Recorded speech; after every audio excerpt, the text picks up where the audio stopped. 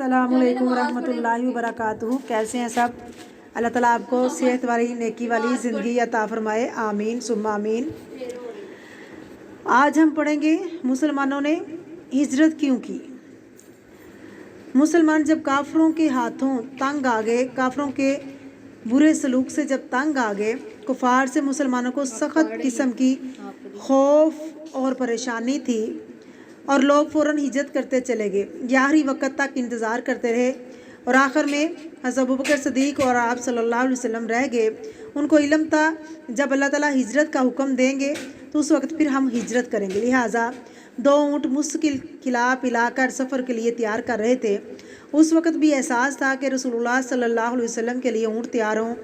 जैसे ही अल्लाह का हुक्म आए हम चल पड़े। आप सल्लल्लाहु अलैहि वसल्लम एक दिन तशरीफ़ लाए और कहा, अल्लाह ने हिजरत का हुक्म दिया है। अबू बकर सिद्दीक़ ने कहा, ये ऊँट आपके लिए है। हजूर सल्लल्लाहु अलैहि वसल्लम ने ऐसे लेना मुनासिब ना समझा और कीमत अदा की।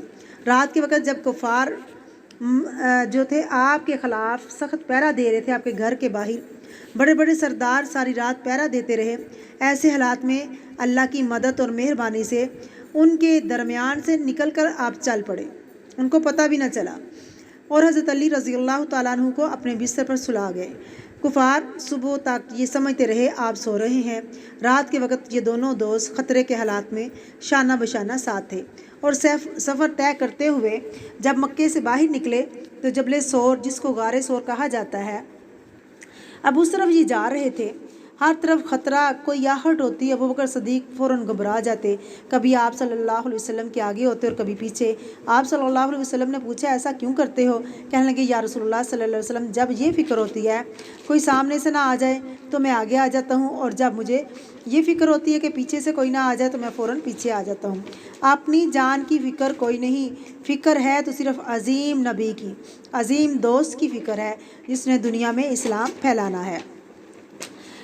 जब पहाड़ी के ऊपर चढ़े, ये जो गारे सोर था 3 मील दूर था। आप सल्लल्लाहु अलैहि वसल्लम थक गए। अबू बकर सिद्दीक़ ने आप अलैहिस्सलातु वस्सलाम को अपने कंधों पर उठाया और उस गार की तरफ चल पड़े। अब आपको बाहर खड़ा किया। कहने लगे, अल्लाह के नबी यहाँ खड़े हों, मैं गार को साफ़ करके आता हूँ।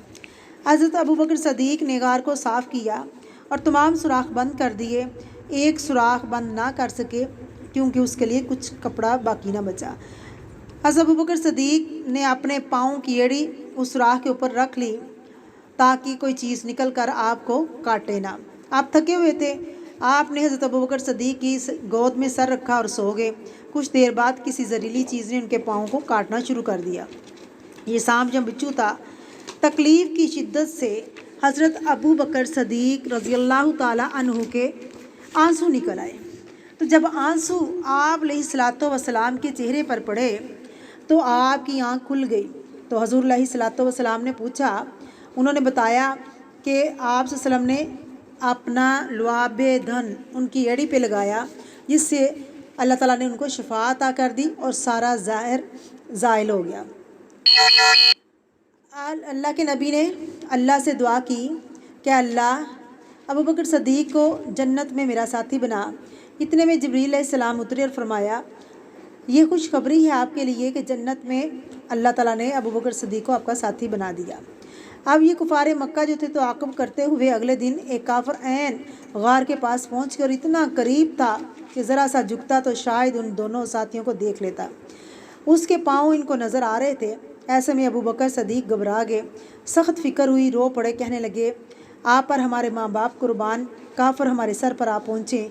खुदा की कसम, अपने लिए नहीं रोता बल्कि इसलिए रोता हूँ कि कहीं मेरी आँखों के सामने आप सल्लल्लाहु अलैहि वसल्लम को कोई तकलीफ़ ना पहुँचे। यानी अबू बकर सिद्दीक़ का जज्बा इस कदर था कि अपनी जान को आप पर कुर्बान करने के लिए तैयार थे। इतने में उन्होंने देखा तो अल्लाह के नबी ने देखा कि अबू बकर सिद्दीक़ परेशान है। आपने फरमाया, ला तहज़न, अबू बकर परेशान ना हो, अल्लाह हमारे साथ है। अबू बकर डरो नहीं। आपने तसल्ली दी कि अल्लाह रब्बुल इज़्ज़त जो है वो हमारे साथ है।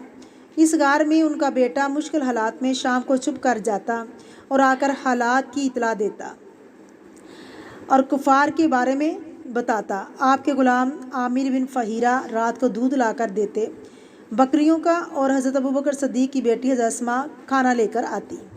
یہ اپنی کمر کا کپڑا پھاڑ کر اس میں کھانا لپیٹ کر لے کے آتی۔ مالی اور جانی دونوں قربانیاں ان کی بے مثال ہیں۔ السلام علیکم ورحمۃ اللہ وبرکاتہ۔